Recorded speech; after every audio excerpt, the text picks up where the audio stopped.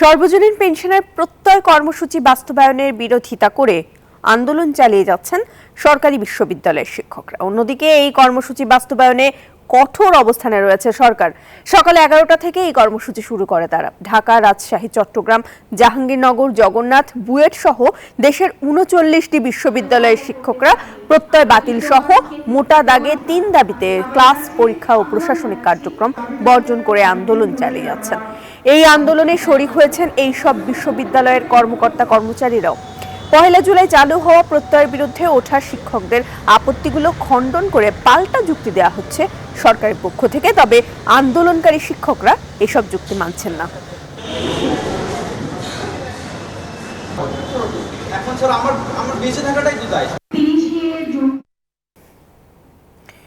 এদিকে pension scheme প্রত্যয় প্রত্যাহারের দাবিতে সারা দেশের সরকারি বিশ্ববিদ্যালয়ের শিক্ষক কর্মচারীদের আন্দোলন চলমান রয়েছে। এ বিষয়ে বিস্তারিত জানাতে রাজশাহী থেকে যুক্ত হচ্ছেন আমাদের সহকর্মী মতিউর মর্তুজা। মর্তুজা, শিক্ষক কর্মচারীদের এই আন্দোলন নিয়ে এই মুহূর্তে আপনার কাছে কি আপডেট রয়েছে?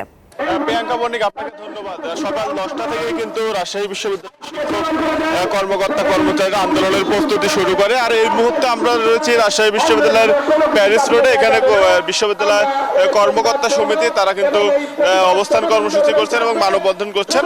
আর সকাল 11টার পরে আরো কিছুক্ষণ পরে হয়তো শিক্ষকদেরও আন্দোলন শুরু হবে। আর এই শিক্ষক কর্মকর্তা কর্মচারীদের আন্দোলনের ফলে কিন্তু কার্যত বিশ্ববিদ্যালয়ের যে শিক্ষা ব্যবস্থা, সেই শিক্ষা ব্যবস্থা অচল হয়ে পড়েছে।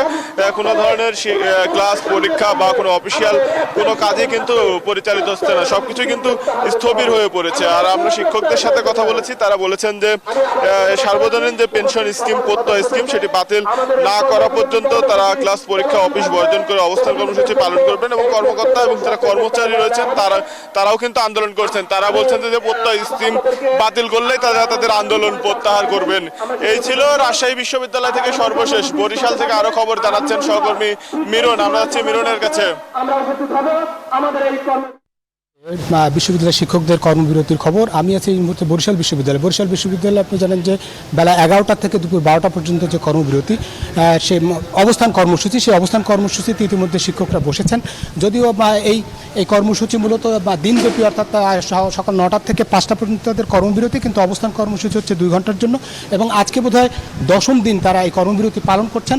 আমরা যদি শিক্ষক সমিতির যে সভাপতি ডক্টর আব্দুল বাতেন, তার সঙ্গে একটু কথা বলি যে আজকে 10 দিন হলো আপনাদের আন্দোলনের কি অগ্রগতি হলো কিনা, কোনো আলাপ আলোচনা হলো কিনা, না হলে আপনারা কি করবেন শেষ পর্যন্ত? ধন্যবাদ আপনাকে। আমাদের আন্দোলনের সুস্পষ্ট কোনো অগ্রগতি আমরা এখনো দেখতে পাচ্ছি না। তবে আমরা আশাবাদী, আমাদের শিক্ষক নেতৃবৃন্দ প্রস্তুত রয়েছেন আলোচনার জন্য। আমরা আশা করি নিশ্চয়ই সরকার আমাদেরকে আহ্বান করবেন আলোচনার জন্য, এবং আমরা আমাদের নেতৃবৃন্দ সেই আলোচনা অংশগ্রহণ করবেন।